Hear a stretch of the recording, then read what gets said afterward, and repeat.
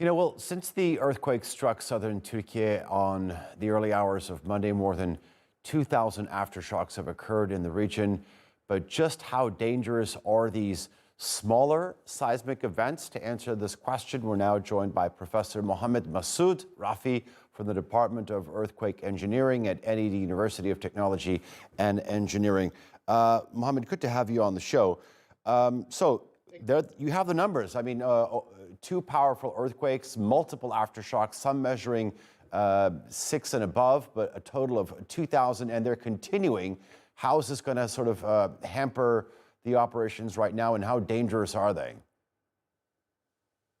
Well, thank you very much.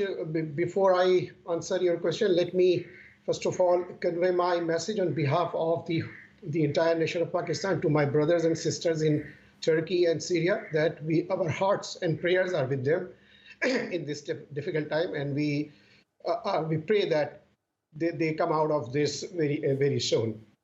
Now, coming back to your question, these aftershocks, whatever you call them, they are earthquakes. So they may have a little lesser magnitude, but still the effect is the same. And this obviously is, the bottom line is that they all are earthquakes. So they are equally dangerous, especially when the release of energy is relatively large. So if you're experiencing earthquake aftershocks, which once again for me is an earthquake, which with a magnitude of 6 and 6 above, then these are dangerous.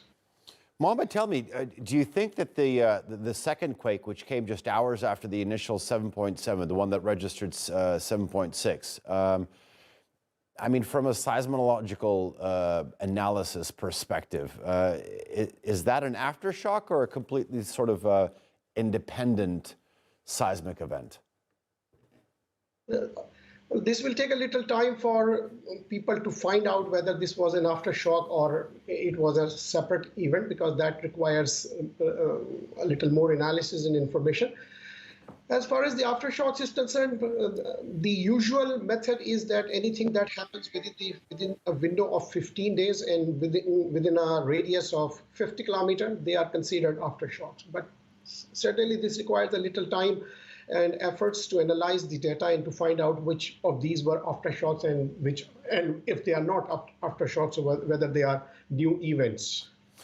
Earlier throughout our coverage, I had a chance to talk to Rabin John Durheim in Johannesburg, and he and I were having a conversation with regards to us being in the 21st century, and still we are unable to get a better idea in terms of advanced warning, in terms of forecasting, in terms of expecting seismic activity. Where are we when it comes to this, and why is it so difficult to get a better insight into all this?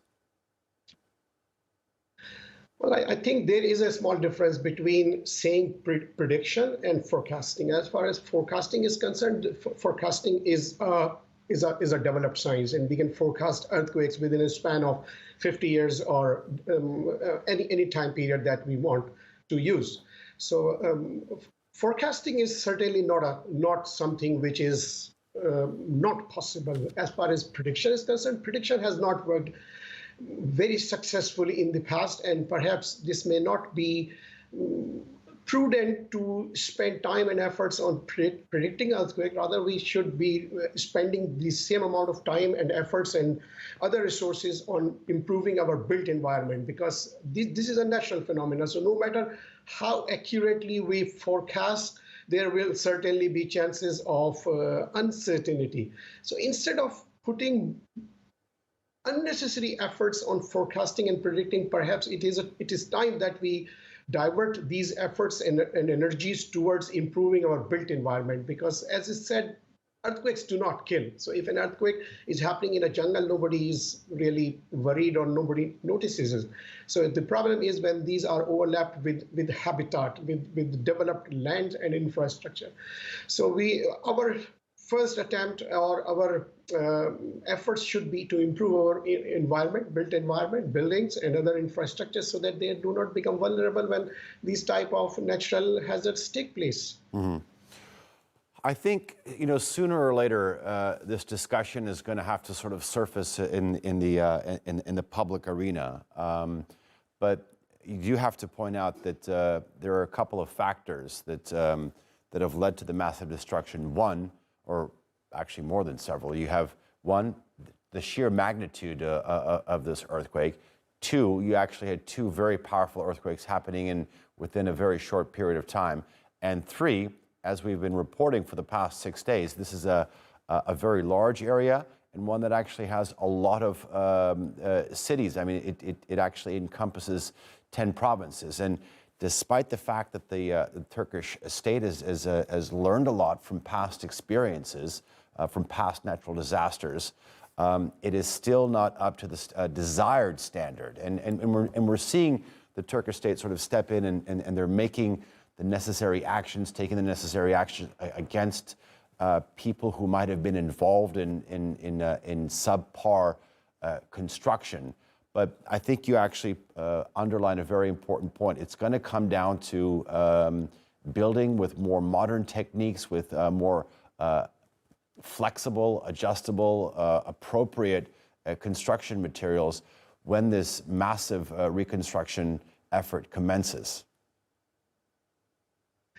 Well, let me first of all say this, that the collapse of a building is completely unacceptable consequence of an earthquake. That is the bottom line. I mean, the building must not collapse on the very people who are taking a protection and who are designing safety within the structure. So when a building collapses, obviously this is an indication that something has gone wrong somewhere. Somebody has made deliberately or otherwise a mistake that has cost lives and property damages. So once again, and this is something general. I'm not talking in the context of this earthquake only.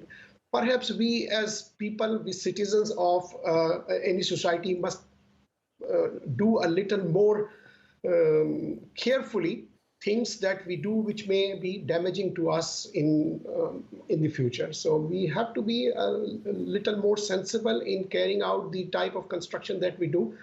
And this is not really very difficult or challenging, which is not doable. So this can be done. All it requires is a little diligence and carefulness. Okay. Professor Muhammad Masood Rafi, thank you very much for joining us here on our continuing coverage.